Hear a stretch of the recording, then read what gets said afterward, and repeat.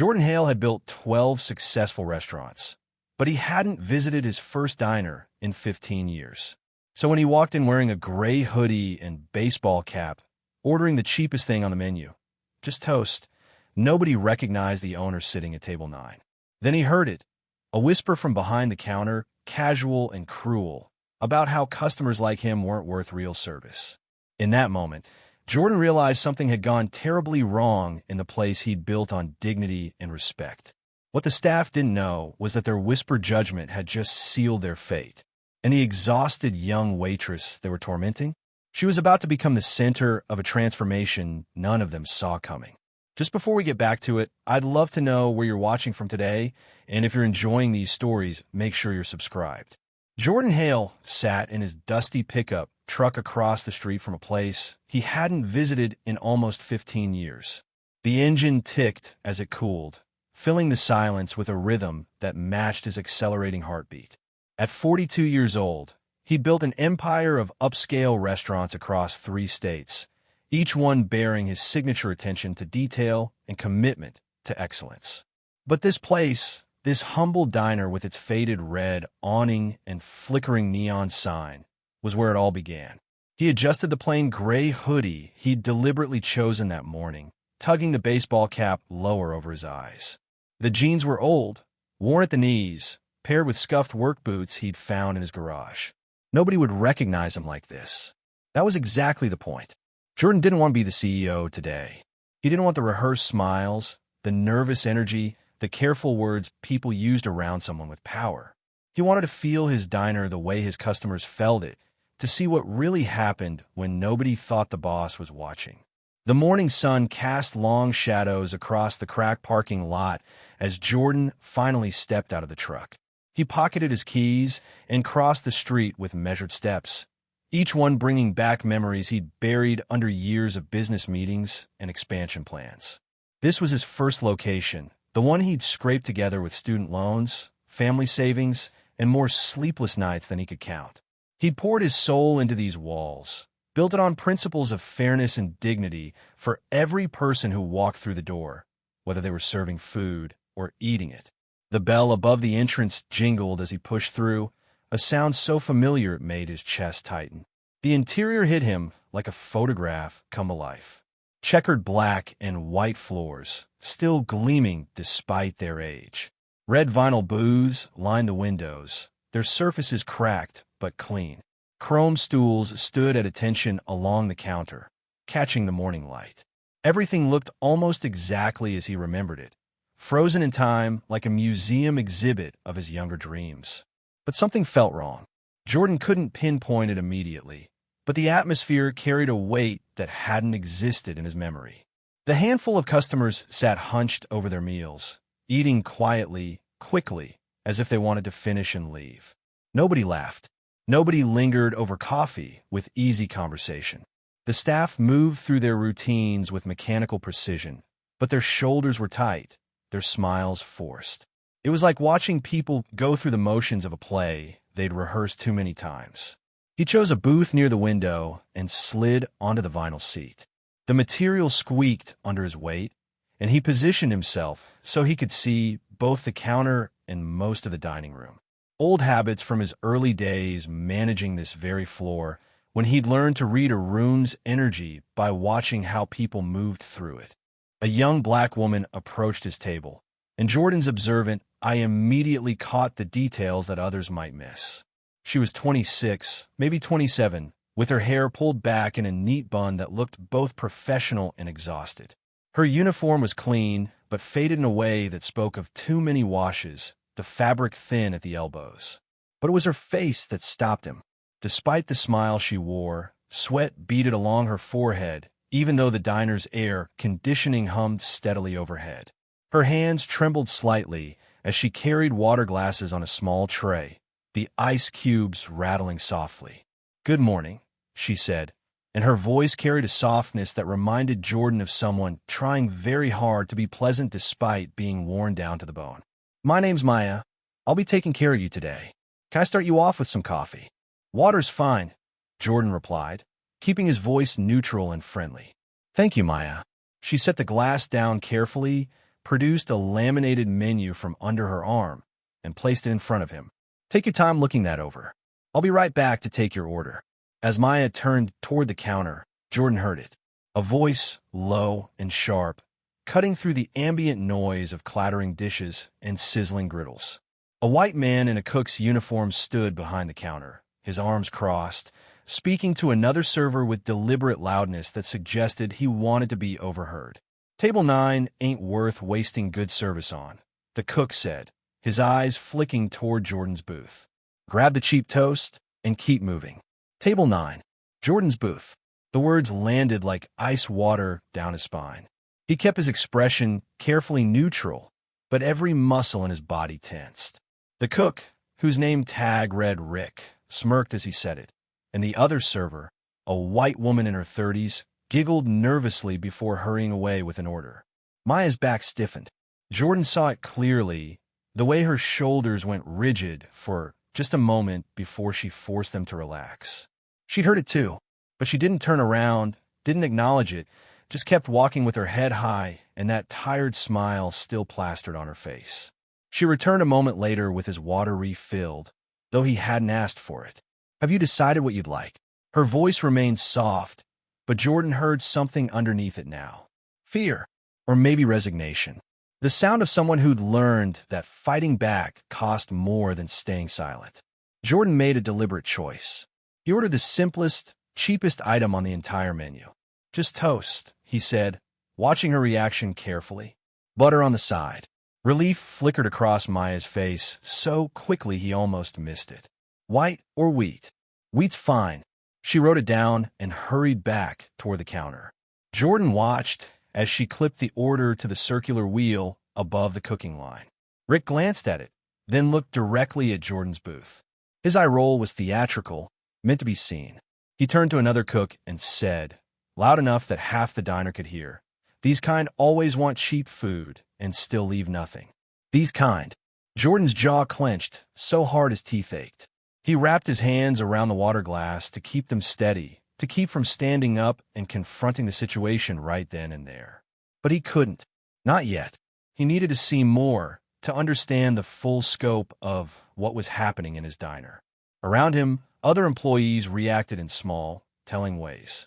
A young busboy, barely out his teens, dipped his head and suddenly became very interested in wiping down an already clean table. Another waitress glanced nervously between Rick and Maya, then quickly looked away when their eyes met. The hostess by the door shifted uncomfortably, pretending to organize menus that didn't need organizing. Everyone knew something was wrong. Everyone felt it, and everyone was too afraid to say anything. When Maya brought his toast, she set the plate down with care that bordered on reverence, as if she were handling fine china instead of a simple breakfast order.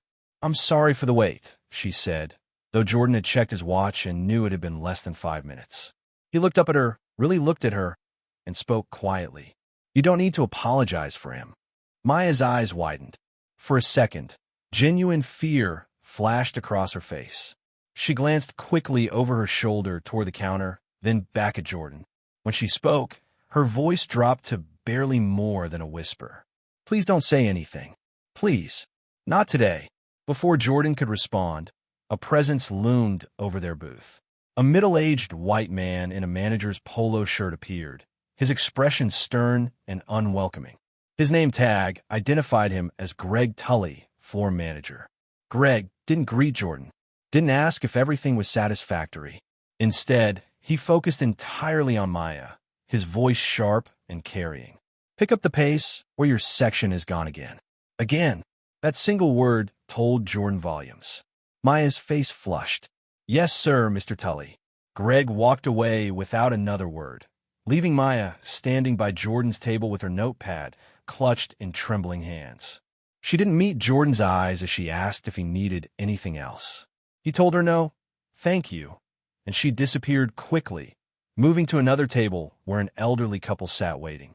Jordan ate his toast slowly, methodically, while his mind raced.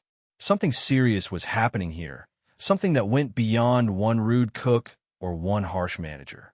This felt systemic, practice, like a routine that had been running for so long everyone had learned their roles in it. He pulled out his phone and sent a text message to his executive assistant. Cancel my afternoon meetings. I am staying. Then he settled in to watch.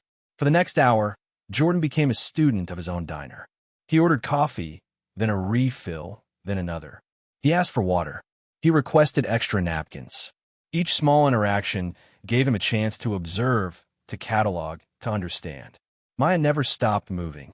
She covered her own section plus parts of others, running between tables with efficiency born of necessity. She refilled drinks without being asked, cleared plates promptly, handled a crying child with gentle patience that made the young mother visibly relax. She did everything right, everything Jordan had once trained his first employees to do. But Rick watched her with open hostility. When she passed the counter, he made comments just loud enough for her to hear. Moving slow today. Customers are waiting. Some people just don't have the hustle. Each one designed to chip away at her, to make her feel inadequate despite the fact that she was outworking everyone else on the floor. The other server, whose name tag read Celine, seemed to have an unspoken alliance with Rick. She chatted with him easily, laughed at his jokes, and worked her section at a leisurely pace that nobody criticized. When Maya approached the counter to pick up an order, Celine stepped in front of her to grab a different plate, forcing Maya to wait.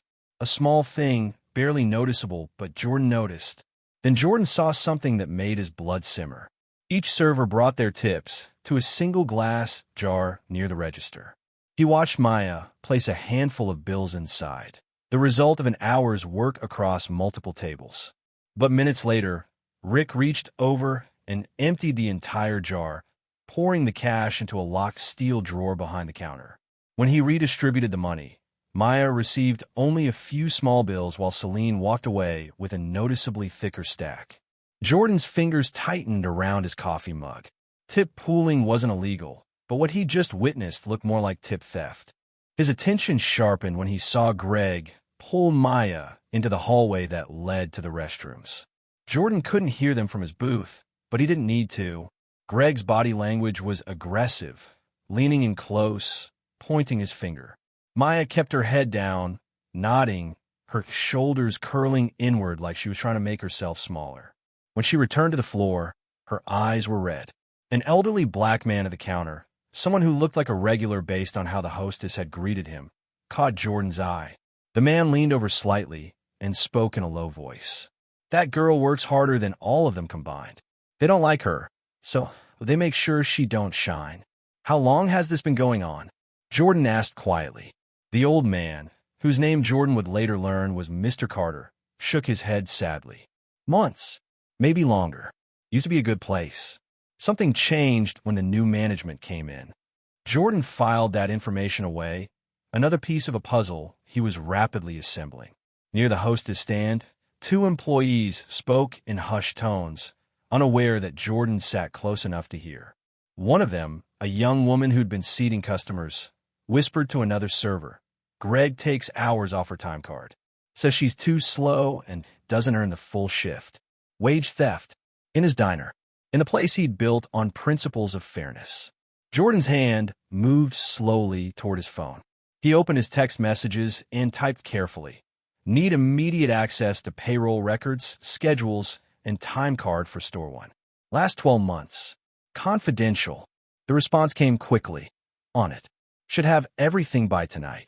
He pocketed the phone and continued watching. Maya brought water to a table where a man had spilled his drink. She cleaned it up without complaint, without making the customer feel embarrassed, just handled it with quiet competence. At another booth, she noticed a woman struggling to read the menu in the dim lighting and quietly adjusted the window blind to let in more sun. Small acts of thoughtfulness that cost nothing but meant everything.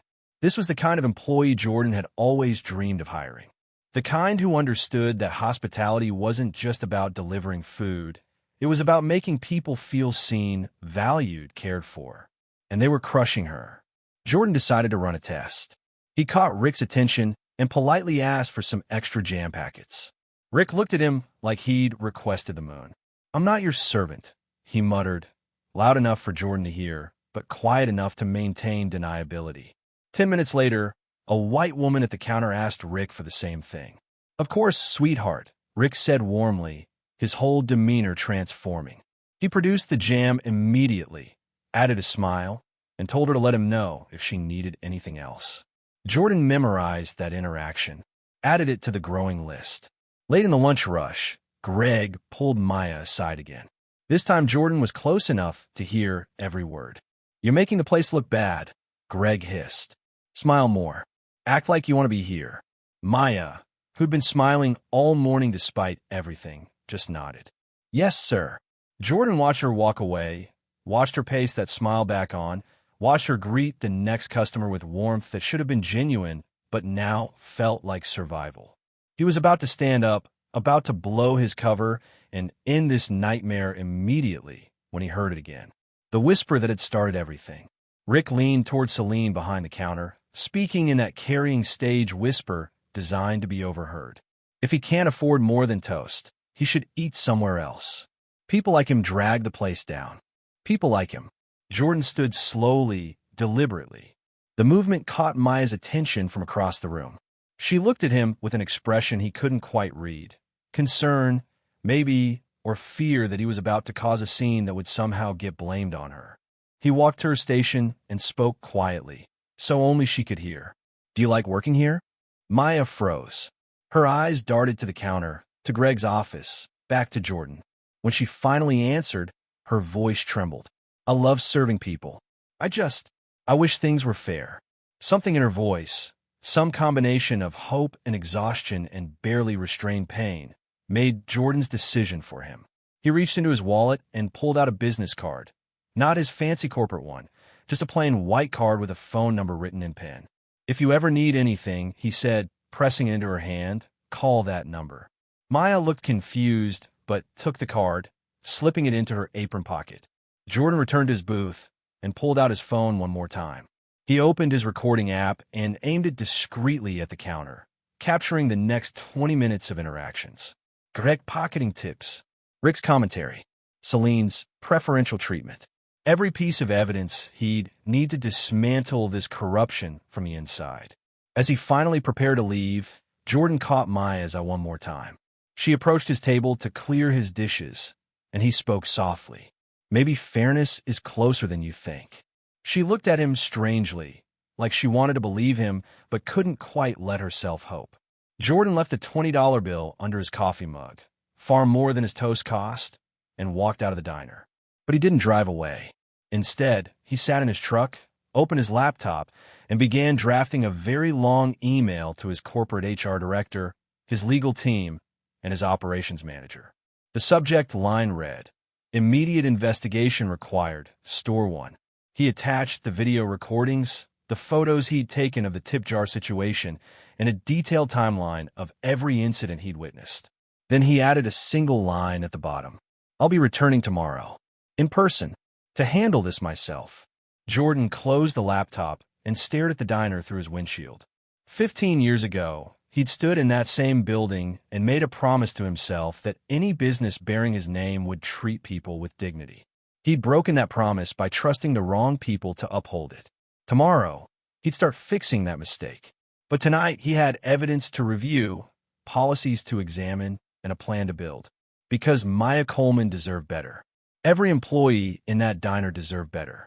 And Jordan Hale was about to remind everyone exactly whose name was on the deed. He started his truck and pulled away from the curb, but his mind stayed behind in that diner, replaying every whisper, every dismissive glance, every moment of quiet cruelty he'd witnessed. The toast had been cold. The coffee had been bitter. But the truth he'd uncovered was crystal clear. And tomorrow, everything would change. Jordan returned the next morning, but this time he didn't park across the street. He pulled into the lot deliberately, early enough that the breakfast rush hadn't started, but late enough that the opening crew would be in full swing. The sun was just beginning to warm the asphalt, casting long shadows across the checkered floors visible through the wide front windows. He wore the same gray hoodie, the same worn jeans, the same baseball cap pulled low. But everything else had changed. His phone now contained 12 months of payroll records, scheduling documents, customer complaint logs, and incident reports his team had compiled through the night. Every discrepancy, every red flag, Every suspicious pattern now lived in his pocket, organized and ready. The bell jingled as he entered. Several staff members looked up, some with recognition, others with the wary glances reserved for customers who complained before. Maya stood at the counter rolling silverware into napkins, her movements mechanical and tired. When she saw him, something flickered in her eyes. Surprise, maybe, or concern that yesterday's quiet customer had returned. "Good morning," she said, approaching with that same exhausted smile. "Back for more toast?" Jordan allowed himself a small smile. Maybe something different today, but first coffee. Black, coming right up. As Maya headed to the coffee station, Jordan chose a different seat this time, a booth closer to the kitchen, where he could see and hear more of what happened behind the scenes. The morning prep crew worked in organized chaos, calling out orders, flipping eggs, sliding plates across the stainless steel counter. But underneath the normal restaurant rhythm, he heard the same undercurrent of tension from yesterday. A young man in a busboy uniform emerged from the back, carrying a tub of clean dishes. Jordan recognized him from yesterday, the one who'd kept his head down when Rick made his comments. The kid looked barely 19, with nervous energy that suggested he was still new enough to be scared of making mistakes. Jordan caught his eye and nodded in a friendly way.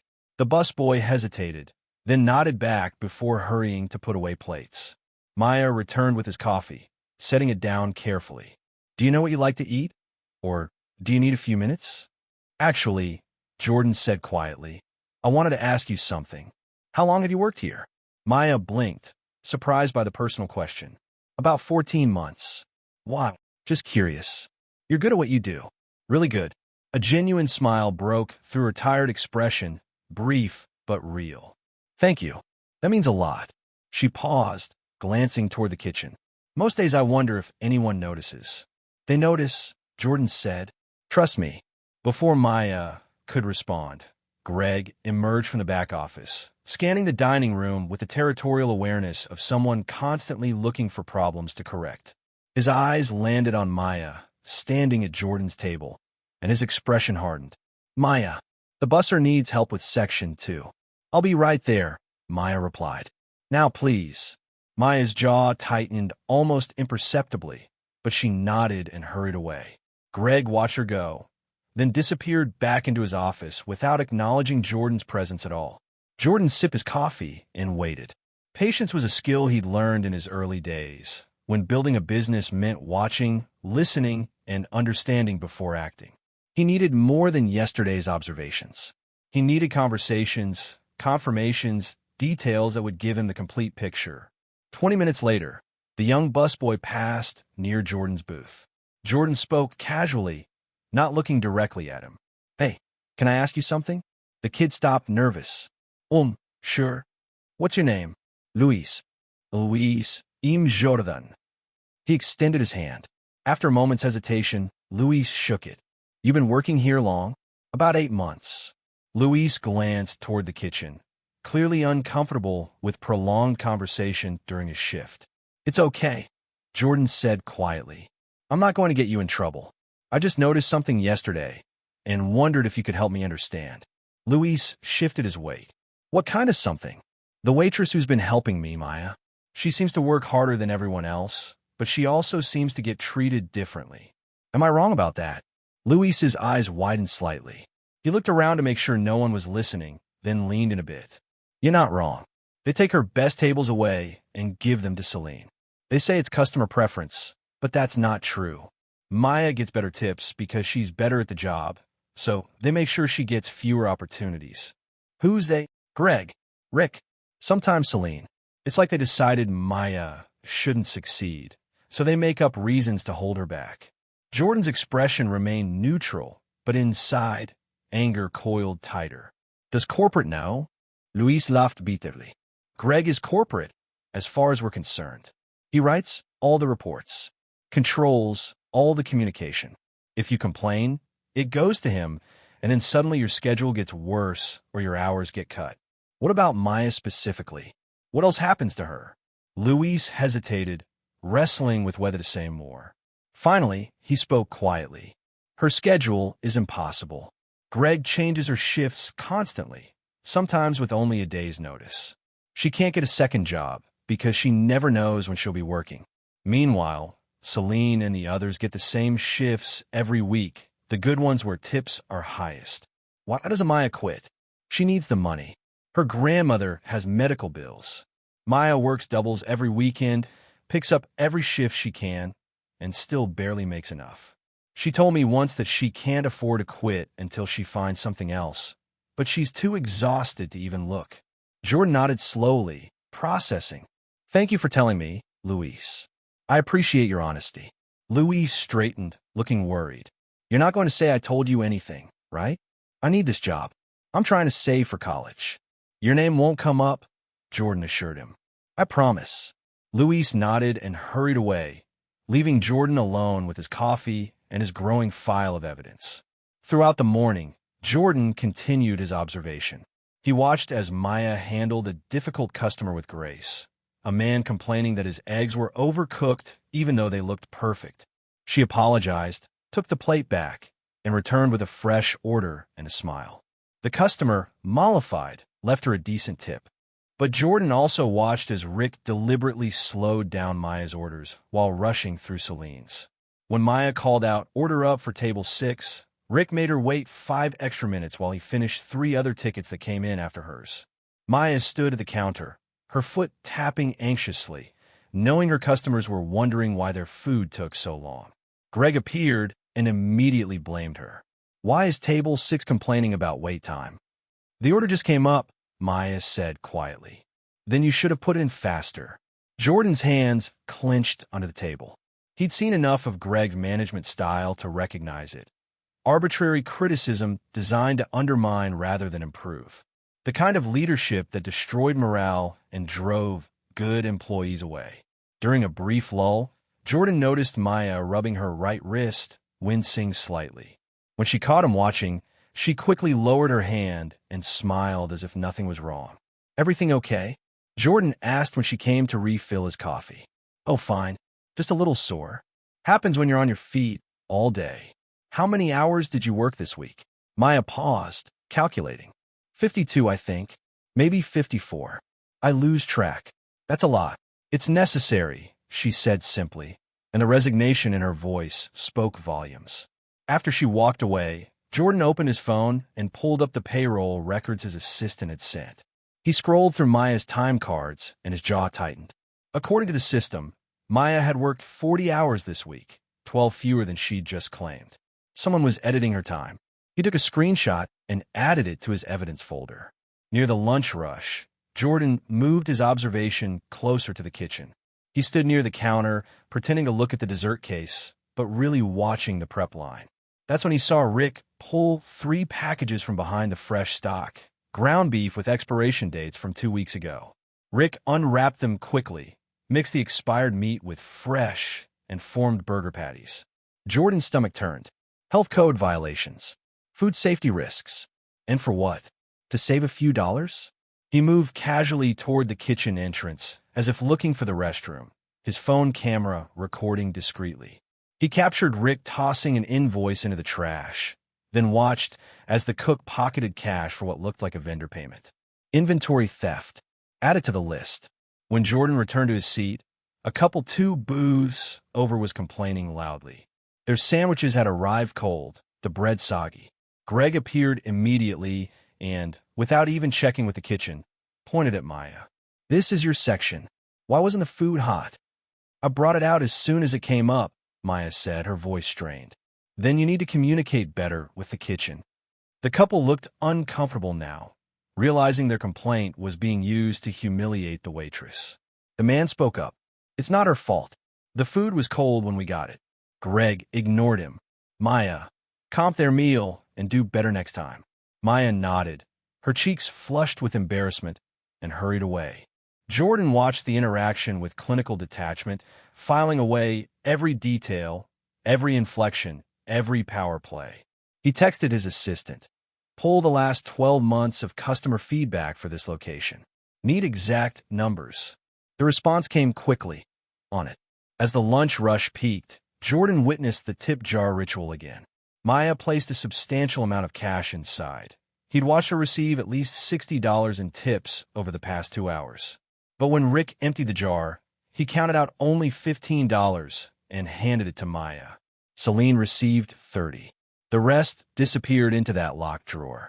Jordan stood up and walked calmly to the counter. "Excuse me," he said to Rick.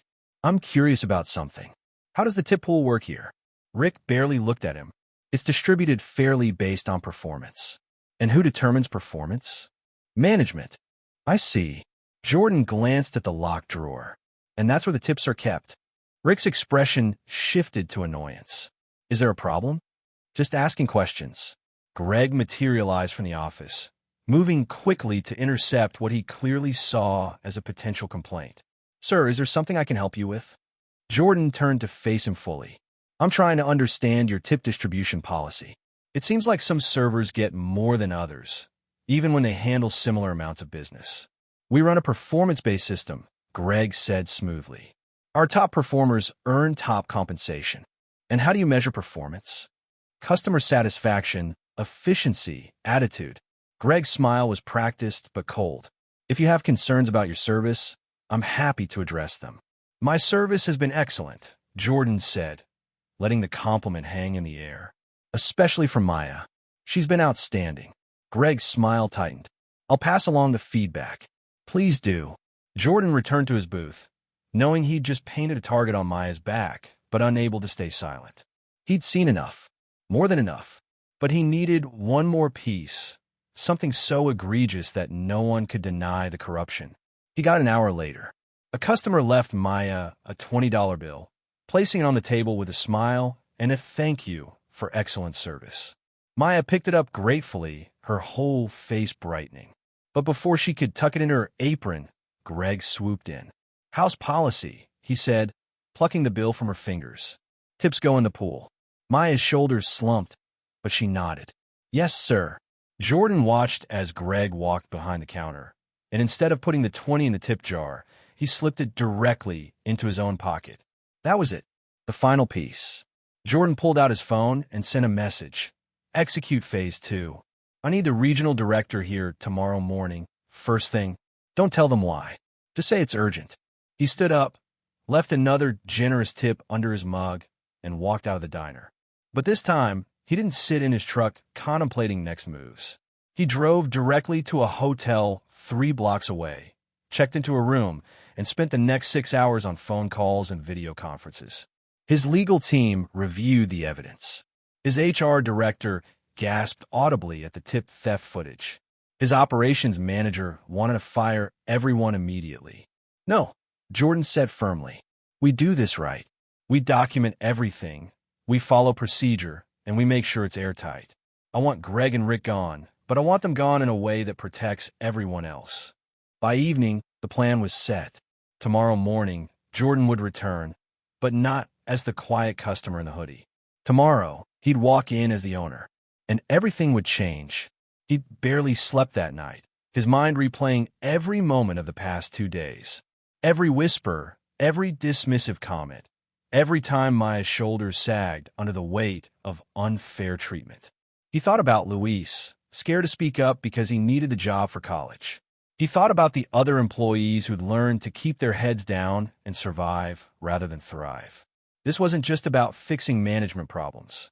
This was about restoring the soul of a place that had lost its way.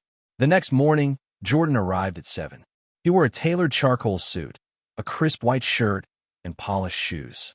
His presence was unmistakable now, the bearing of someone who owned the space, not just occupied it. He carried a leather portfolio under one arm and walked through that jingling door with purpose. The morning shift was just starting. Maya stood at the hostess station reviewing the reservation book. She looked up at the sound of the bell and froze, her eyes widening as recognition crashed over her like a wave. "You," she whispered. Jordan smiled gently. "Good morning, Maya." Other staff members began to notice. Luis dropped a tub of dishes with a clatter. Celine stopped mid-sentence in a conversation with Rick. The morning cook turned from his griddle, confused by the sudden tension.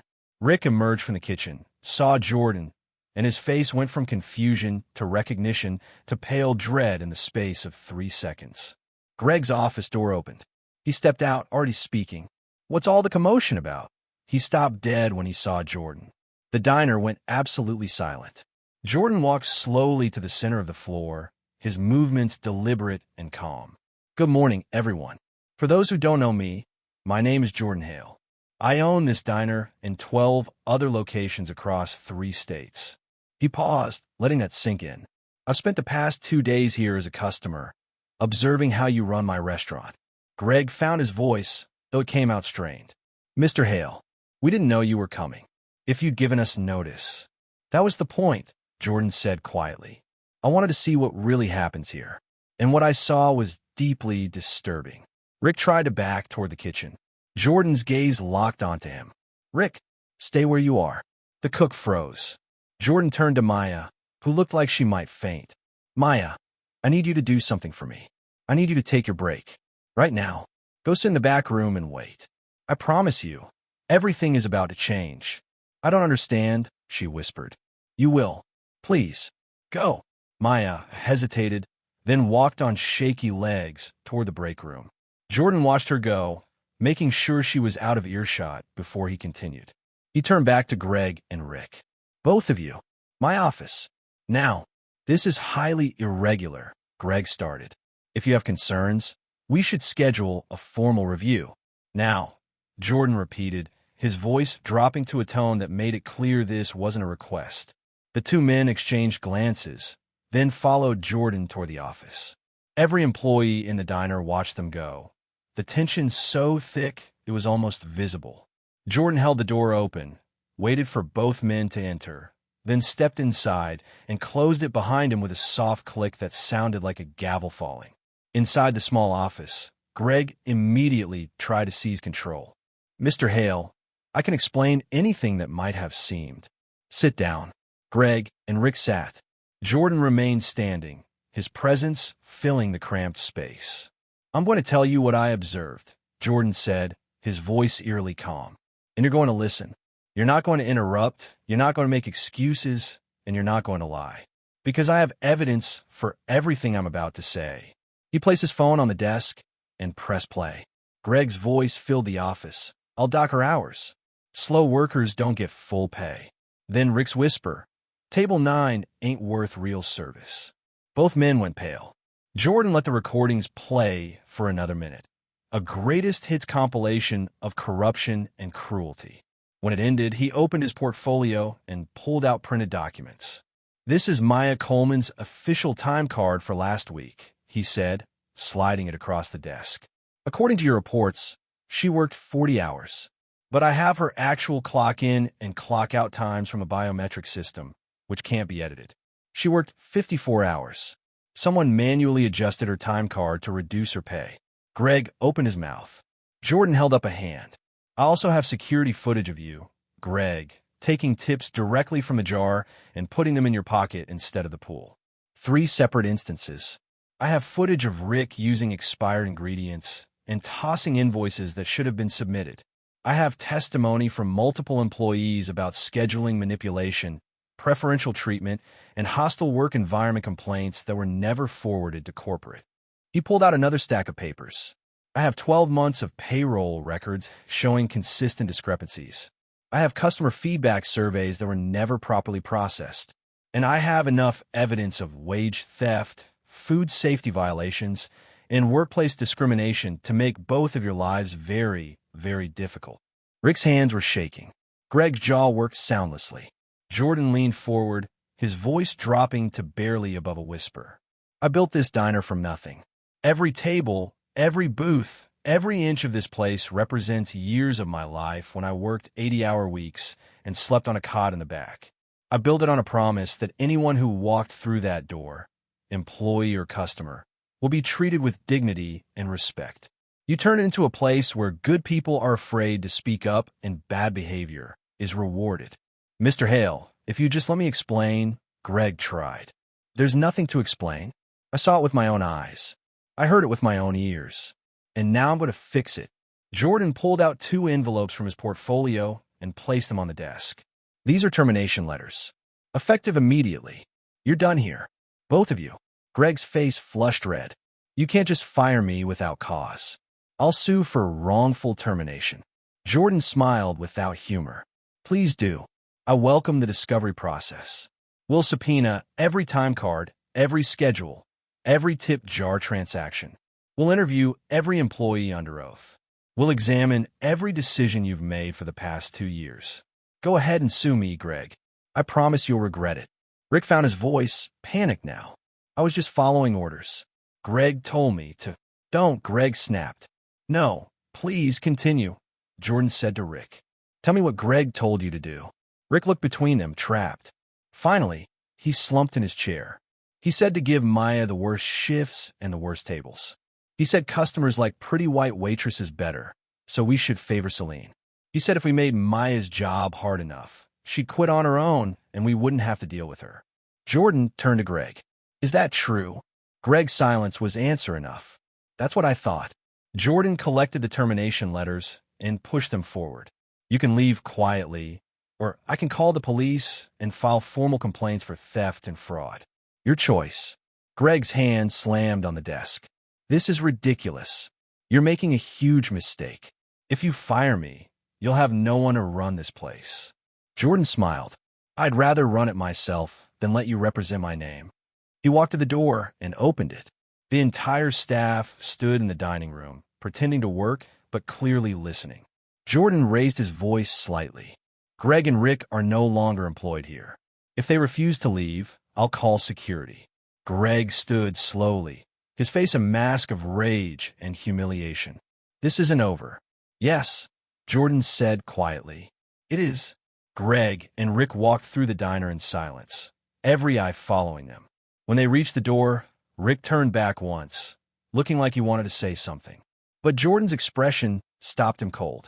The door swung shut behind them, and the tension in the room shifted from fear to something else. Disbelief, hope, confusion. Jordan walked to the center of the dining room and raised his hands for attention. Everyone, please. I need you all to gather around. We have a lot to discuss.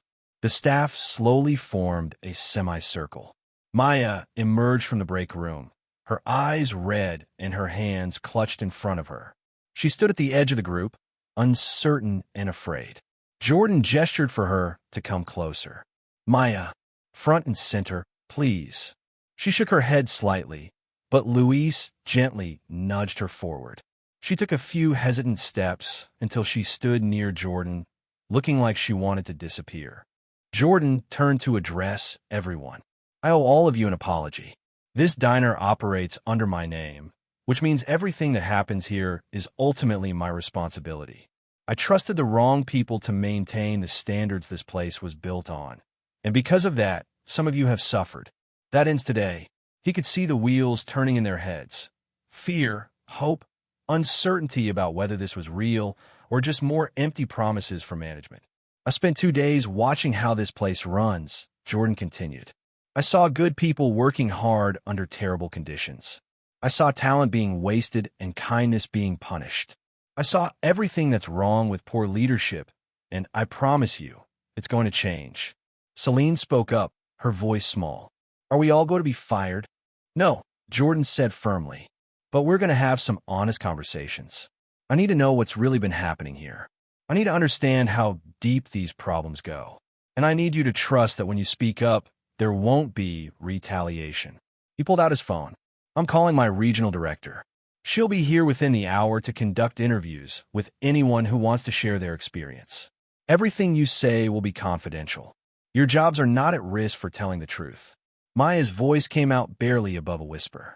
Why did you pretend to be a regular customer? Jordan looked at her directly. Because I needed to see the truth. And sometimes the truth only shows itself when people think nobody's watching. He turned back to the group. Here's what's going to happen immediately. First, every time card for the past year will be audited. If anyone has been shorted hours or pay, you'll receive back pay with interest. Second, the tip pooling system is dissolved effective immediately. You keep your own tips, and any pool participation is voluntary with transparent distribution. Third, schedules will be posted 2 weeks in advance and cannot be changed without your consent, except in emergencies. The staff exchanged glances, hope beginning to overtake fear. Fourth, Jordan continued, We're implementing an anonymous reporting system that goes directly to corporate HR, not to local management.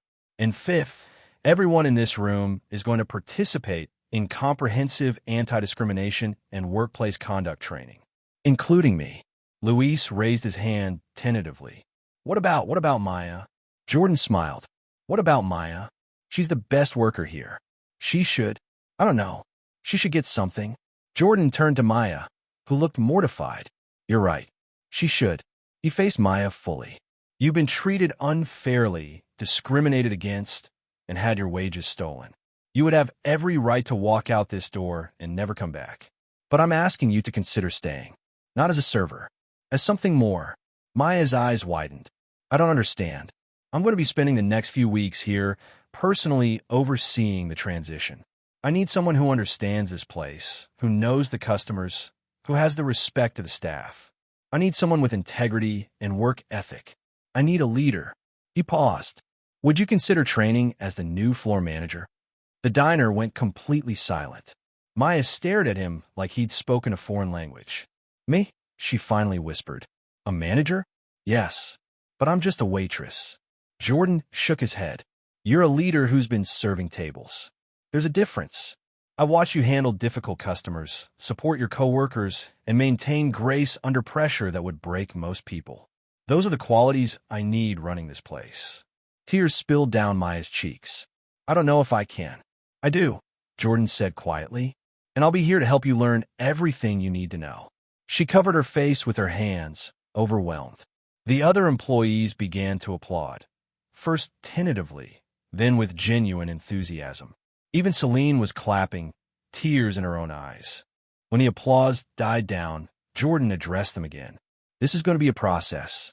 Change doesn't happen overnight. But I promise you this, from now on, this diner operates the way it was meant to from the beginning. With respect, with fairness, with dignity for everyone. He looked around at the faces staring back at him. Some relieved, some still wary, all of them processing the earthquake that had just hit their workplace. We open for regular service in 30 minutes, Jordan said. Let's show our customers what this place can be when good people are empowered to do good work. As the staff dispersed to their stations, energy returning to the room, Maya approached Jordan. She was still crying, but her voice was stronger now. Why me? She asked. You could hire anyone. Jordan smiled. Because 2 days ago, I heard a whisper. Someone said I wasn't worth good service. And instead of believing them, you proved them wrong with every action, every kindness, every moment you chose dignity over bitterness. That's who I want leading my team. Maya wiped her eyes and, for the first time in days, smiled without fear behind it. Thank you. I won't let you down. I know you won't. Jordan watched her walk toward the other servers, already beginning to organize the floor for opening. He pulled out his phone and texted his assistant, crisis managed. Begin implementation of new policies across all locations. This won't happen again. He looked around his diner, the place where he'd started, where he'd learned that business was about people, not just profits. He'd almost lost sight of that, almost let his empire grow so large that he forgot the foundations it was built on. But a whisper behind a counter had brought him back. And now, everything would change. The first 3 days after the confrontation felt like living in a different world. Maya arrived each morning with a mixture of excitement and terror knotting in her stomach, still half convinced she'd walk through that door and discover everything had been a dream. But Jordan was always there, sitting in a booth with his laptop open, reviewing spreadsheets and making calls while keeping one eye on the dining room. He'd pulled her aside that first afternoon and laid out the training plan. We're going to do this right, he'd said, his voice patient and encouraging. You're going to shadow me for 2 weeks while I handle the management duties. You'll learn scheduling, inventory, vendor relations, customer service escalations, and staff development. Then we'll transition to you leading with me supporting. Sound good? Maya had nodded, though her hands were shaking. She'd never imagined herself as a manager. Never thought she was capable of anything beyond carrying plates and refilling coffee. But Jordan saw something in her she hadn't seen in herself, and that belief became the foundation she built on. The staff dynamics shifted almost immediately. Celine approached Maya on the second day, her eyes red from crying. "I need to apologize," she'd said, her voice trembling. "I knew what Greg was doing to you. I knew it was wrong, but I was scared that if I spoke up, he'd do the same thing to me. That doesn't make it right, and I'm so sorry." Maya had hugged her, feeling the weight of months of tension finally breaking apart. "We all did what we had to do to survive. That's over now. We can start fresh." Luis had become Maya's unofficial assistant, helping her understand the systems she'd never had access to before. He showed her how the scheduling software worked, how to read the inventory reports, how to track sales patterns and labor costs. "You're going to be great at this," he kept saying, and Maya wanted desperately to believe him. The regular customers noticed the change immediately. The atmosphere in the diner had transformed from tense and hurried to warm and welcoming. Servers smiled genuinely instead of forcing it. The kitchen crew called out orders with energy instead of resentment. Even the food seemed to taste better, though nothing about the recipes had changed. Mr. Carter, the elderly regular who'd witnessed months of Maya's mistreatment, came in for breakfast and found her reviewing schedules at the hostess stand.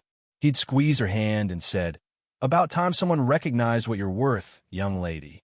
Maya had to excuse herself to the back room to cry happy tears. Jordan spent hours teaching her the business side of restaurant management. He showed her how to read profit and loss statements, how to calculate food costs and labor percentages, how to forecast busy periods and adjust staffing accordingly. Maya absorbed everything like a sponge, staying late after her shifts to review materials and ask questions. "You're a natural at this," Jordan told her one evening as they reviewed the week's numbers. "You understand the most important thing about this business. It's not about food, it's about people. Everything else can be taught."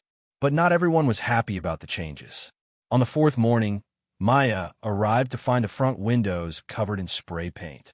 Ugly words in red, attacking Jordan, attacking her, threatening violence. Her stomach dropped as she pulled out her phone to call the police. But Jordan was already there, standing in front of the vandalism with his arms crossed. "Greg?" Maya asked quietly. "Probably. Or someone he sent." Jordan's jaw was tight, but his voice remained calm. "We'll get cleaned up. Security cameras caught everything. The police are on their way." Maya stared at the hateful words, feeling the familiar weight of fear trying to settle back on her shoulders. But this time, something was different. This time, she wasn't alone. This time, she had support. "I'm not scared," she said, surprised to realize it was true. "He can't hurt us anymore."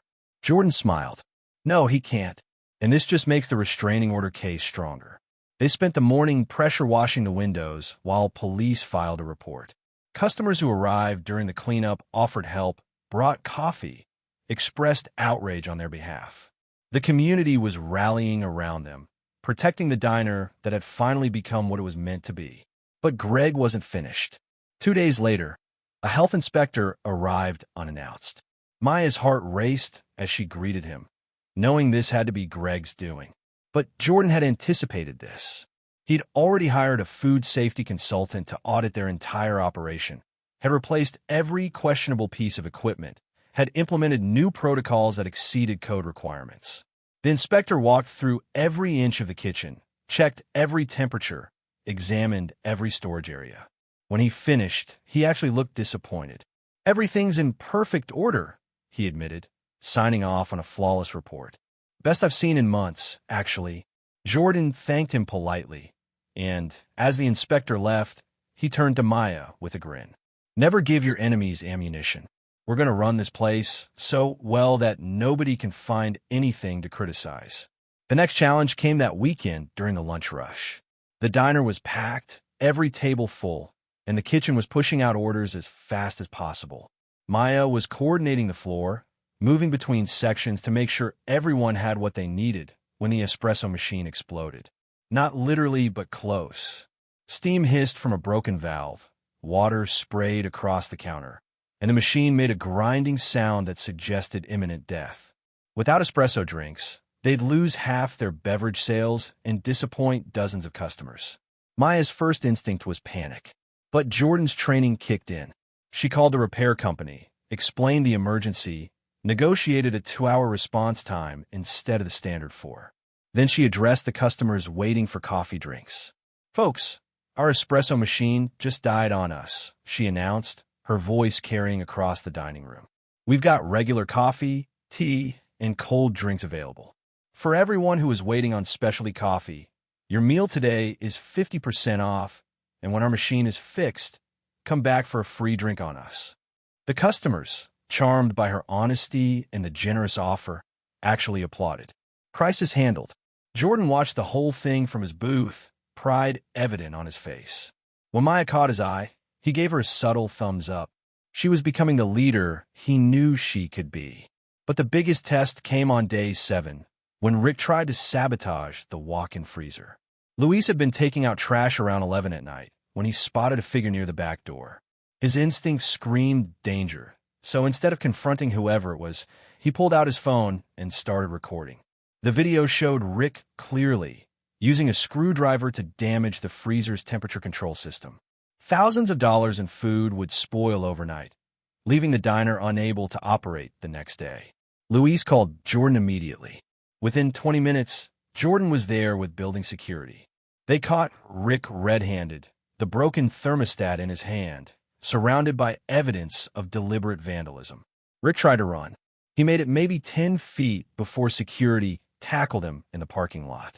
The police arrived shortly after and arrested him on charges of breaking and entering, criminal mischief, and attempted destruction of property. Maya arrived just as they were putting Rick in the squad car. She'd gotten Luis's text and rushed over in her pajamas, terrified that everything they'd built was about to collapse. But instead, she found Jordan calmly giving a statement to the police while a refrigeration specialist worked to repair the damage. "Is the food okay?" Maya asked, breathless. Luis caught him before he could finish. Jordan said, "We'll lose maybe $100 worth of stock. Everything else is fine." And Rick just upgraded his charges from civil complaints to criminal offenses. Maya looked at Luis, who stood nervously by his car. She walked over and hugged him fiercely. "You saved us. You know that, right? You saved this whole place." Luis's face flushed with pride. "Just did what anyone would do." "No," Jordan said, joining them. "You did what a loyal team member does. Someone who cares about more than just a paycheck." He paused, then added, "How would you feel about a promotion? Assistant manager, working directly under Maya?" Luis's eyes went wide. "Are you serious?" "Dead serious. You've proven you have the judgment and commitment we need. Maya needs someone she can trust to help run this place." "Interested? Yes. Absolutely yes." Maya grinned through exhausted tears. Her team was growing. Her confidence was building. And the diner was not just surviving, it was thriving. The next morning, word of Rick's arrest spread through the breakfast rush like wildfire. Customers who heard the story left extra generous tips and words of encouragement. The staff worked with renewed energy, knowing that the people who'd made their lives miserable were finally facing real consequences. Jordan pulled Maya aside during a lull. "I need to talk to you about something." Her heart jumped. "What's wrong?" "Nothing's wrong. The opposite, actually." He showed her his laptop screen, displaying spreadsheet after spreadsheet of numbers. "Our sales are up 32% since the changes. Customer satisfaction scores have jumped from 68 to 94. Employee retention is perfect. Nobody's quit, and we've had 5 applications for positions we haven't even posted. Maya, you're not just maintaining this place. You're transforming it." Maya stared at the numbers, hardly believing what she was seeing. "That's really us. That's really you. You've created an environment where people want to work and customers want to visit. That's the hardest thing to achieve in this business, and you did it in a week." "We did it," Maya corrected. "I couldn't have done any of this without you teaching me." "But I won't always be here," Jordan said gently. "That's why I need to know you're ready. Because in about a week, I need to get back to my other locations. And this place needs to run without me." Fear flickered through Maya's chest, but it was different now. Not the paralyzing terror of before, but the nervous excitement of someone about to step fully into their own power. "I think I'm ready. I'm still scared, but I think I can do this." "I know you can, and I'll still be a phone call away anytime you need me." Over the following days, Jordan gradually stepped back, letting Maya take the lead more and more. She handled a food delivery dispute, negotiated better terms with their produce supplier, interviewed candidates for an open line cook position. Each success built her confidence a little more. The staff began naturally turning to her first with questions and concerns. When Celine had a family emergency and needed to adjust her schedule, she came to Maya. When a morning hostess suggested a new seating system that could improve table turnover, she pitched it to Maya. When a customer had a complaint about undercooked chicken, they asked for Maya. She was becoming what she was always meant to be, a leader who inspired loyalty through fairness and competence rather than demanding it through fear. On Maya's 10th day as manager in training, the diner experienced its busiest Saturday in over a year. Every table full, a waiting list at the door, the kitchen firing on all cylinders. It was controlled chaos, the kind of high-pressure situation that revealed what someone was really made of. Maya directed traffic like a conductor leading an orchestra. She jumped into bus tables when Luis got overwhelmed. She expedited orders in the kitchen when tickets started backing up. She handled a difficult customer who'd been waiting 20 minutes for a table with such grace that he ended up thanking her for the wait and leaving a glowing review online. Jordan watched from his usual booth, barely touching his coffee, just observing. This was her final test, though she didn't know it. Could she handle the pressure? Could she keep her cool when everything was falling apart? Could she lead? She could. She did. She was magnificent. When the rush finally ended and the last customer left, the staff gathered around Maya, exhausted and exhilarated. They just crushed their sales record. Every single table had been satisfied, and nobody had quit or cried or hidden in the walk-in freezer. That was incredible, Celine said, practically glowing. We were like a machine. We were a team, Maya corrected, and the pride in her voice made Jordan's chest tighten with emotion. He stood up from his booth and walked over. Maya, can I talk to you outside for a minute? They stepped into the parking lot, the late afternoon sun casting long shadows. Jordan turned to face her, his expression serious. You passed, he said simply. Passed what? The test. Today was your final exam, and you aced it. You're ready.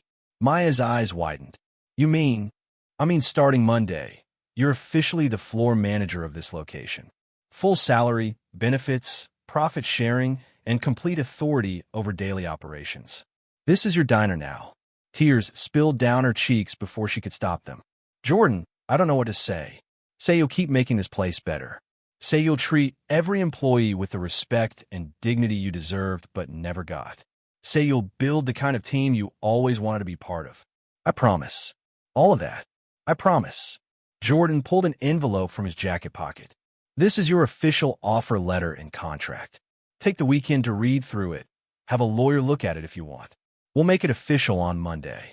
Maya took the envelope with shaking hands. She wanted to open it immediately, but Jordan stopped her. There's one more thing inside. Something I want you to think about carefully. What is it? Open it later, when you're alone and can really process it. But know this, you've earned every opportunity I'm giving you. This isn't charity. This isn't pity. This is recognition of your talent, your character, and your potential. Maya hugged him then, impulsively and tightly, not caring if it was professional or appropriate. Thank you for seeing me, for believing in me, for changing my life. Jordan hugged her back, feeling the weight of responsibility and pride. He'd come to this diner chasing whispers and found something far more valuable, proof that good people still existed and that they just needed someone to give them a chance. That evening, after Jordan left, Maya sat alone in a booth with the envelope. Her hands trembled as she opened it and pulled out the contract. The salary made her gasp, more than double what she'd been making, plus quarterly bonuses tied to performance metrics. Health insurance that covered her grandmother's medications. Paid vacation time. A clear path for advancement. But underneath the contract was another document. A letter, handwritten, in Jordan's careful script. Maya, it began when I built this diner 15 years ago. I had a vision of what hospitality could be. Somewhere that treated people like family. Somewhere that gave opportunities to those who earned them. Somewhere that measured success not just in profits, but in lives changed. I lost sight of that vision, got too big, too busy, too distant from the foundations I built on. But you reminded me why I started this in the first place. Enclosed is an additional document, an option agreement. Over the next 5 years, if you continue to perform at the level you've already shown, you'll have the opportunity to buy majority ownership of this location. I'll help you with financing. I'll mentor you through the transition. And eventually, this diner will have your name on the deed instead of mine. You're not just an employee. You're the future of what I built. Don't let anyone ever tell you different. Jordan. Maya read the letter 3 times, then pressed it to her chest and sobbed. Happy tears, overwhelmed tears, tears of relief and joy and disbelief that her life could change so dramatically in less than 2 weeks. She thought about her grandmother, who'd sacrificed so much to raise her. She thought about all the times she'd felt invisible, worthless, like nothing she did mattered. She thought about the whisper that had started everything, Table 9 ain't worth good service, and how wrong that assessment had been. She pulled out her phone and took a picture of the letter, then sent it to her grandmother with a message. We're going to be okay. Better than okay. Everything's going to be okay now. The response came back immediately. I always knew you were special. So proud of you, baby girl.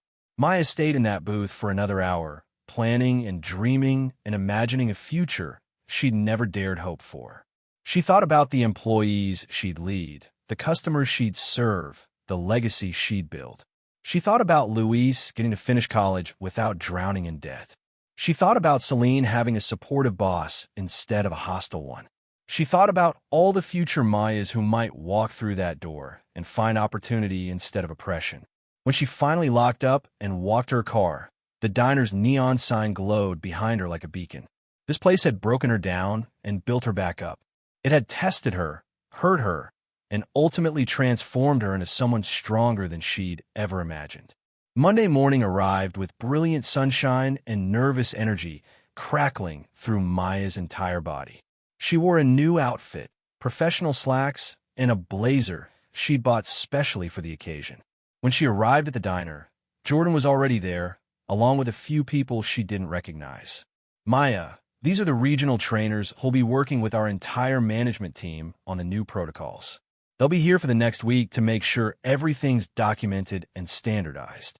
Maya shook hands with each trainer, feeling more legitimate and professional than she ever had in her life. This was real. This was happening. She was actually doing this. The staff arrived, and Jordan called everyone together one more time. I want to officially introduce you to your new floor manager, Maya Coleman. She has my complete confidence and full authority. What she says goes, and if anyone has a problem with that, they can take it up with me directly. The employees applauded, genuinely, warmly, celebrating one of their own rising up. Maya felt tears threatening again, but blinked them back. She needed to be strong now, to show them she could handle this responsibility. Thank you all, Maya said, her voice steady despite her racing heart. I know this has been a weird couple of weeks, but I promise you, we're going to build something special here. We're going to be the kind of place where people love to work and customers love to visit, where everyone gets treated fairly and has room to grow. That's my promise to you. More applause. Louise Guisev. Even Celine had tears in her eyes. Jordan stepped back, literally and figuratively, letting Maya take center stage. This was her moment, her team, her diner. He'd done what he came to do, fix what was broken, and elevated someone who deserved elevation. Throughout the day, he watched her work with growing confidence. She handled a vendor delivery issue with professionalism. She coached a new server through their first rush. She caught a potential food safety problem before it became critical. Every decision was thoughtful. Every interaction was kind. Every move was that of a true leader. By closing time, Jordan knew she didn't need him anymore. The training wheels were off. She was ready to fly. He found her in the office, reviewing the day's numbers with satisfaction on her face. Hey, he said softly. Got a minute? Of course. Maya looked up, smiling. What's up? I'm leaving tomorrow, heading back to corporate.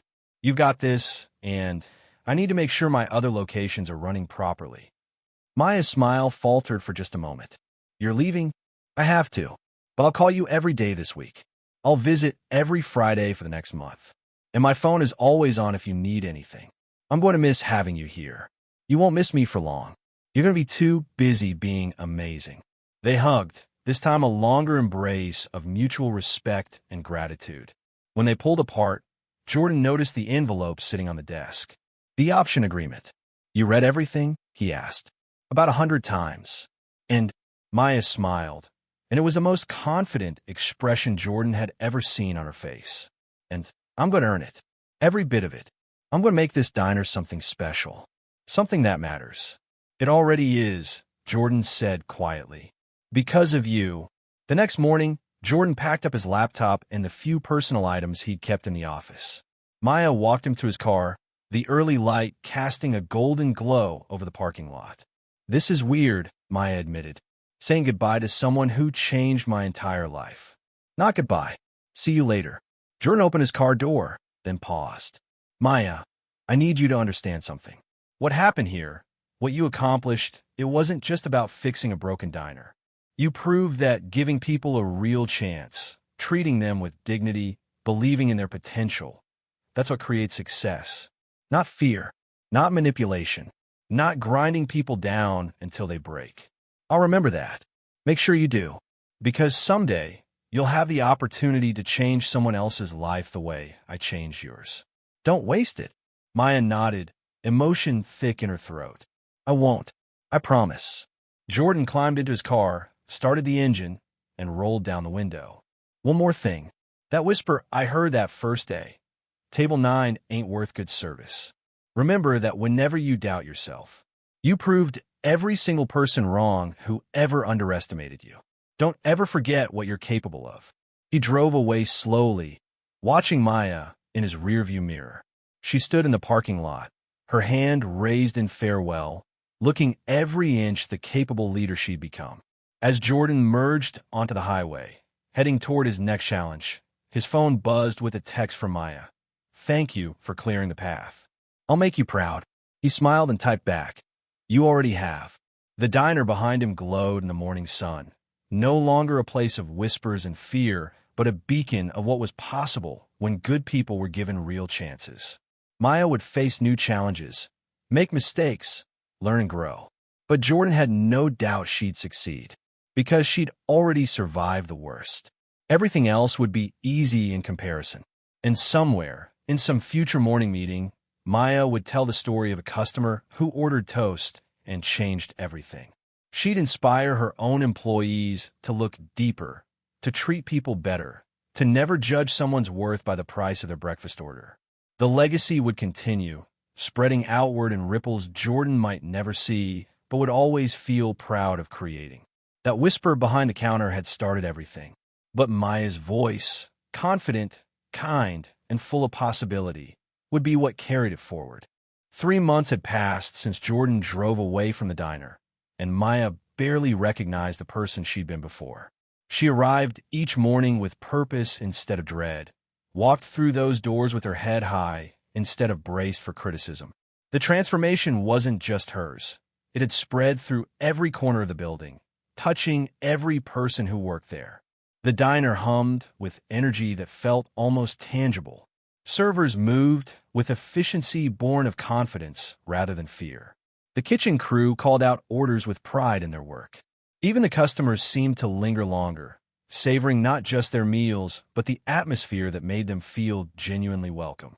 Maya stood at the hostess station reviewing the week's schedule on the tablet Jordan had provided, making sure everyone had their preferred shifts and that coverage was solid for the upcoming holiday weekend.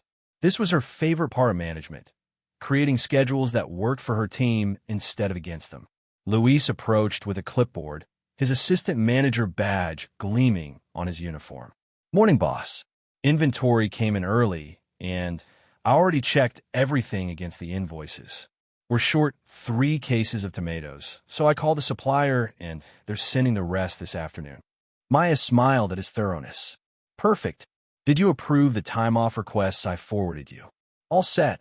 Celine's got her daughter's recital covered, and Marcus can take his certification exam next Tuesday without worrying about his shift." "Excellent work."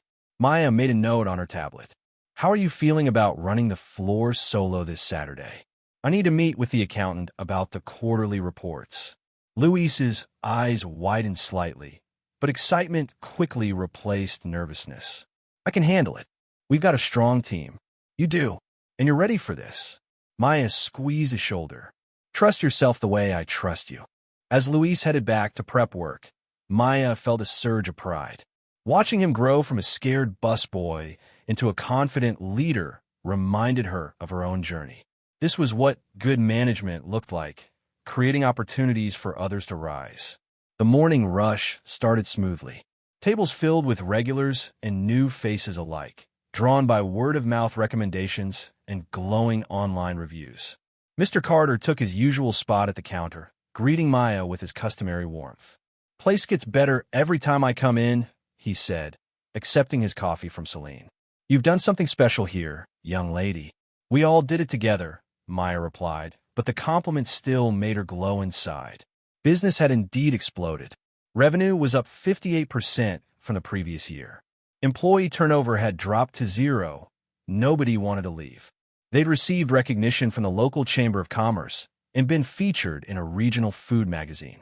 But more importantly, the diner had become what Jordan always intended it to be, a place where dignity and excellence went hand in hand. Maya's phone buzzed with a text from Jordan. "How's my favorite manager doing?" She smiled and typed back, "Crushing it as usual." "How's the expansion going?" "On track. New location opens next month. Wish you could be there for the ribbon cutting. Send pictures. I'll be there in spirit."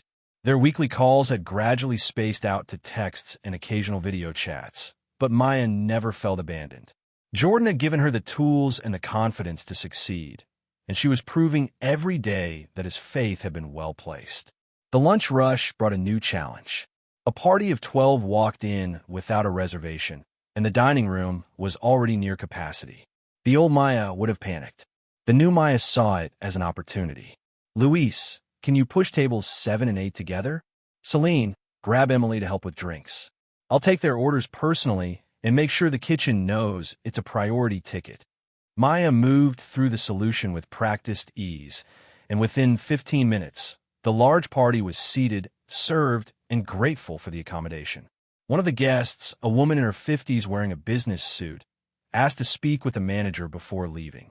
Maya approached with a professional smile, prepared for either a compliment or a complaint. "I'm Maya Coleman, the floor manager. How is everything today?" The woman extended her hand. "Jennifer Mitchell. I own 4 restaurants downtown, and I've been watching this place's transformation over the past few months. I wanted to meet the person responsible." Maya shook her hand, surprised. "Thank you.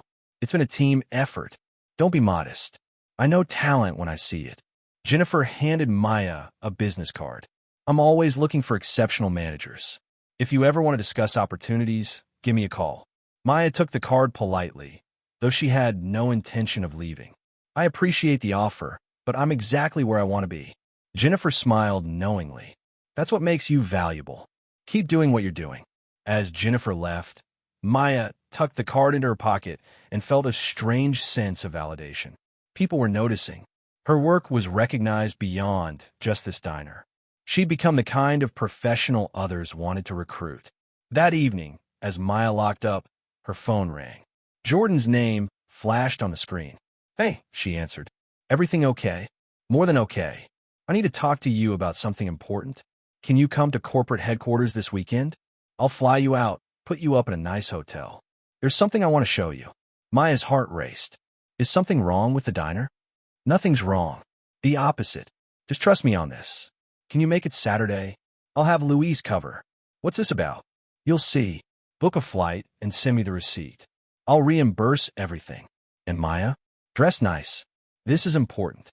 The call ended, leaving Maya both excited and nervous. Jordan wouldn't summon her across the state without a good reason. She spent the next 2 days making sure Luis had everything he needed to run the diner solo, going over every possible scenario and contingency plan. "You're micromanaging," Luis teased on Friday afternoon. "I've got this. Go find out what the big mystery is." Maya hugged him impulsively. "You're going to do great. Call me if anything. I won't need to call. But if it makes you feel better, I'll text you updates every few hours. That works. Saturday morning, Maya boarded a plane wearing her best blazer and the most professional outfit she owned. The flight felt surreal. She'd never traveled for business before, never been flown somewhere for a meeting. Everything about her life still felt like a dream she might wake up from. A car service picked her up at the airport and drove her to a gleaming high-rise in the heart of downtown. The corporate offices of Hale Enterprises occupied 3 floors of modern elegance, glass walls, contemporary furniture, and an energy that buzzed with success. Jordan met her in the lobby, looking every inch the CEO in a sharp suit. But his smile was warm and familiar. "There's my star manager." They hugged, and Maya felt some of her nervousness ease. Whatever this was, Jordan had her back. He led her to a conference room where several other people waited, executives, lawyers, and faces Maya didn't recognize. Her anxiety spiked again. "Everyone, this is Maya Coleman, floor manager of our flagship location and one of the finest leaders in our organization." Jordan gestured to the seats. "Maya, please sit. We have a lot to discuss." For the next hour, they walked Maya through numbers, projections, and business plans. The diner's success had become a case study within the company. Other locations were implementing the management practices Maya had developed. Customer satisfaction across the entire chain had improved because of policies she'd pioneered. "Your location isn't just profitable," one executive explained. "It's our highest performing store by every metric. Revenue, customer retention, employee satisfaction, community engagement. You've set a new standard." Maya listened, overwhelmed. She'd known things were going well, but seeing it laid out in corporate presentations made the achievement feel massive. Jordan stood and walked to the front of the room. "Maya, when I gave you that option agreement 3 months ago, I outlined a 5-year pathway to ownership. Do you remember the performance metrics required?" "Yes. Sustained profitability, customer satisfaction above 90, employee retention, community standing, and successful management of crisis situations." "That's right. Those metrics were designed to ensure you were ready for ownership responsibility." Jordan paused, his expression serious. "You've hit every single benchmark in 3 months instead of 5 years." Maya's breath caught. "What does that mean?" Jordan slid a folder across the table. "It means we're accelerating the timeline. If you're ready, we'd like to move forward with transferring majority ownership to you now." The room spun. Maya gripped the edge of the table, trying to process what she was hearing. "Now? But I assumed it would take years." "It was supposed to, but you've exceeded every expectation. The diner is yours, Maya, if you want it." Tears blurred her vision. She opened the folder with shaking hands and saw page after page of legal documents, financial projections, and transfer agreements. Her name, typed officially on contracts that would make her the owner of the business she transformed. "I don't understand," she whispered. "How can I afford this?" "The financing, the down payment." "Already handled," Jordan said gently. "I'm financing it at below-market rates with payments structured around your profit share. You'll pay me back over time, but the diner operates as yours immediately. Full control, full authority, full ownership." "But why? Why would you do this?" Jordan sat down beside her, his voice soft but firm. "Because 3 months ago, I walked into that diner and heard someone say you weren't worth good service. And you proved every single day since then that you're worth everything. You're not just a good manager, Maya. You're the embodiment of what I wanted that place to be. And I'd rather see it in your hands, thriving under your leadership, than keep it as another number in my portfolio." Maya couldn't speak, couldn't process the enormity of what was happening. She'd gone from serving toast for minimum wage to owning the restaurant in less than 4 months. One of the lawyers spoke up. "Ms. Coleman, you don't have to decide today. Take the documents home, review them with your own attorney, make sure you understand." "I'll sign now," Maya interrupted, her voice stronger than she expected. "I don't need time to think about it. This is everything I never knew I wanted." For the next 2 hours, Maya signed document after document, initialing pages, agreeing to terms, officially becoming a business owner. Her hands cramped from writing, but she never stopped smiling.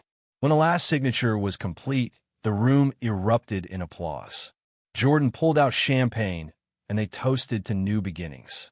To Maya, Jordan said, raising his glass, may your success inspire others the way it's inspired me. To second chances, Maya added, her voice thick with emotion. And to people who see potential instead of problems. They flew her home first class that evening. Maya spent the entire flight staring at the ownership documents, still not quite believing they were real. She'd left home as a manager. She was returning as an owner. Luis picked her up at the airport, practically bouncing with excitement. Well, what was the big meeting about? Maya handed him the folder. He opened it, scanned the first page, and his jaw dropped. Oh my God, Maya, you own it? You actually own the diner. I actually own the diner. Luis hooped so loudly that other travelers turned to stare. He didn't care. He hugged Maya tight and spun her around like they were in a movie. This is incredible. Wait until everyone hears. Not yet, Maya said quickly. I need to tell them the right way. Tomorrow morning, before we open. Can you get everyone there at 6? I'll make sure of it. The next morning, Maya arrived at 5:30 to find her entire staff already waiting. Luis had told them something important was happening, and curiosity had brought them in early. Maya stood in the center of the dining room, looking at the faces of people who'd become family. Celine, who'd apologized and grown into a trusted colleague. Emily and Marcus, the newer hires who'd only known the good version of this place. The kitchen crew who'd learned to take pride in their work again. And Luis, her right hand and loyal friend. Thank you all for coming in early, Maya began, her voice steady despite her racing heart. I have some news to share. Yesterday, I traveled to corporate headquarters for a meeting with Jordan and the executive team. Everyone leaned forward, anticipation building. Jordan gave me an option agreement 3 months ago, a pathway to eventually own this diner. That pathway was supposed to take 5 years. She paused, letting the tension build. But based on our performance, our growth, and what we've built together, they've decided to accelerate the timeline. Celine gasped. Does that mean? It means as of yesterday, I am officially the majority owner of this restaurant. The room exploded. Cheers, applause, tears, and hugs flowed freely. Luis lifted Maya off her feet again, and this time she laughed so hard she cried. The kitchen crew came out and joined the celebration, everyone talking at once, sharing excitement and pride. When the noise finally settled, Maya raised her hands for attention. This isn't just my success. It's ours. Every one of you contributed to this. Your hard work, your dedication, your willingness to trust me when I was figuring things out. That's what made this possible. Speech, someone called out, and others joined in. Maya took a breath, gathering her thoughts. When I started here 14 months ago, I was just trying to survive. I worked doubles to pay my grandmother's medical bills. I accepted mistreatment because I needed the money. I let people make me feel small because I didn't believe I deserved better. The room went quiet, everyone listening intently. Then Jordan walked in and saw something I couldn't see in myself. He saw potential. He saw leadership. He saw someone worth investing in. And because he believed in me, I started believing in myself. Tears streamed down her face, but she didn't wipe them away. I'm standing here as a business owner because someone gave me a chance. And I promise you, I will spend the rest of my career giving chances to others. No one who works here will ever feel invisible again. No one will be judged by what they order or where they come from. Everyone gets respect, opportunity, and fair treatment. The applause was deafening. When it finally died down, Maya had one more announcement. There's one more thing. Luis, can you come up here? Luis approached nervously, unsure what was happening. Luis, you've been my partner through this entire transformation. You've grown from a scared busboy into an exceptional assistant manager. You've earned my trust and the respect of everyone here. Maya pulled an envelope from her pocket. I'd like to offer you a promotion to general manager, with a stake in the business's profit sharing and a pathway to partial ownership if you want it. Luis's hands flew to his mouth. Are you serious? Completely serious. I can't do this alone, and I can't think of anyone I'd rather have beside me. He hugged her fiercely, then pulled back laughing and crying at the same time. Yes, obviously yes. Thank you, Maya. Thank you so much. The celebration continued for another 20 minutes before Maya finally shooed everyone to their stations to prep for opening. As they dispersed, still buzzing with excitement, Celine approached Maya privately. Can I ask you something? Celine's voice was tentative. Of course. Do you forgive me? For how I treated you before? I know I apologized, but I need to know if you really forgive me. Maya took her hands. I forgave you the moment you asked. We all did what we had to do to survive back then. What matters is who we choose to be now. Celine nodded, tears spilling over. I want to be better. I want to be the kind of person you are. Then be that. Every day, choose kindness. Choose fairness. Choose to lift people up instead of tearing them down. That's all it takes. As opening time approached, Maya did one final walkthrough. She touched the counter where Rick used to stand sneering. She passed the office where Greg had threatened and belittled her.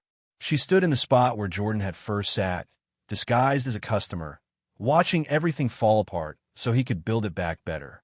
This place had broken her, and then it had remade her into something stronger. The bell above the door jingled as the first customer entered. Mr. Carter, right on time as always, with his warm smile and familiar presence. Morning, Ms. Owner, he said with a wink. Louise called me last night with the news. I wanted to be your first customer on your first official day.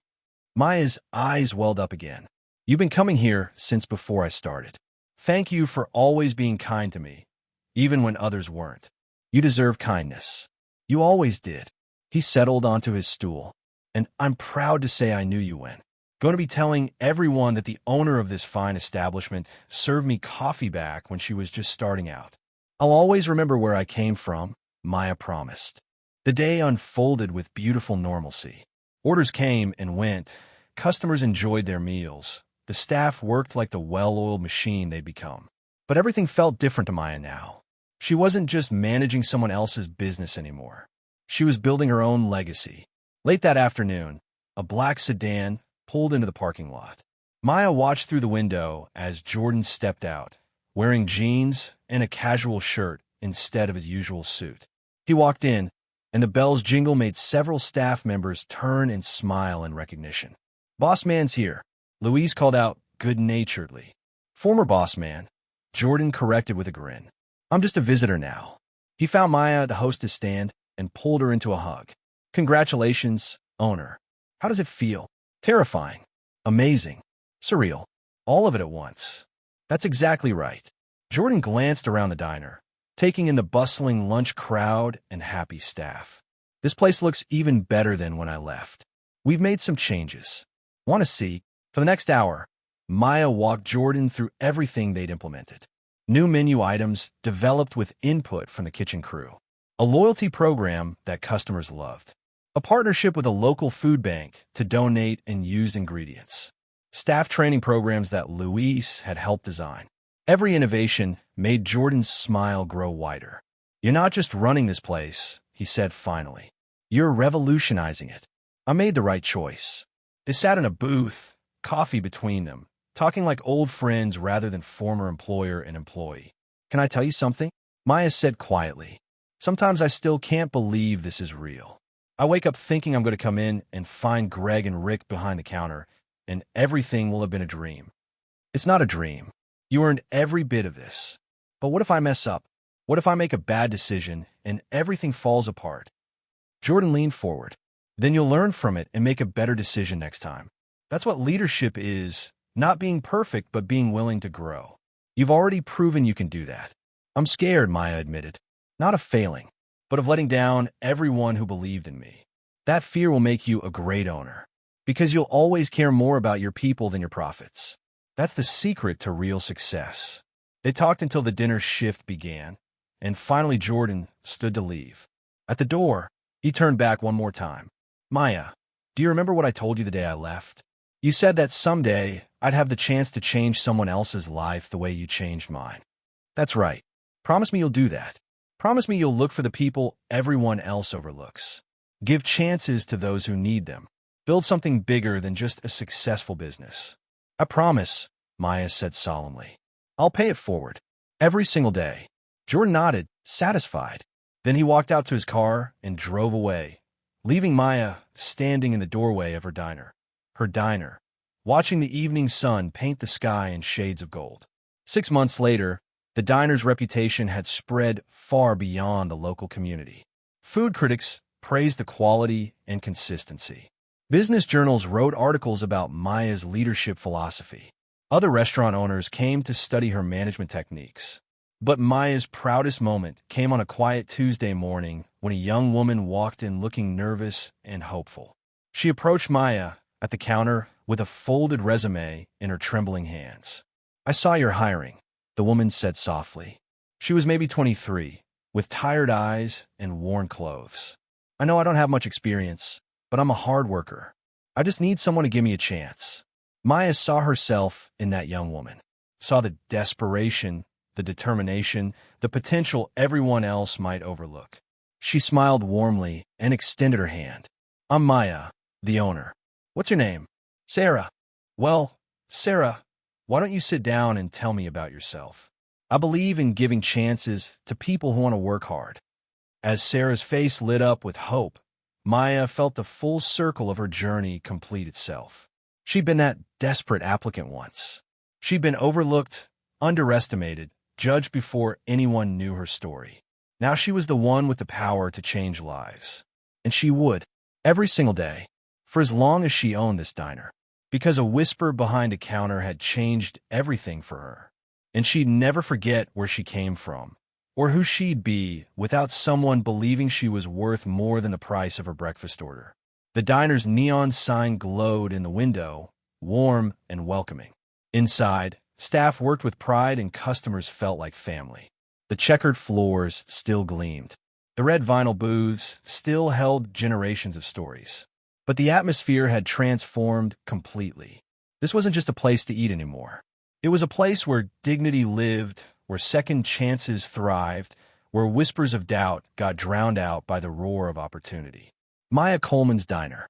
Not because her name was on the building yet, though someday it would be, but because her values, her vision, and her heart had remade every inch of it. And in a booth near the window, a customer nobody would expect sat down and ordered something simple. Maya approached with a genuine smile, ready to serve them with the same excellence she'd once provided while being treated as worthless. Because she remembered. She would always remember. And she would never, ever let anyone feel invisible in her restaurant again. When someone whispers that you're not worth their time, do you shrink to fit their expectations, or do you rise to prove them devastatingly wrong? If this story moved you, hit that like button and subscribe for more incredible stories of justice, redemption, and people who refuse to stay silent.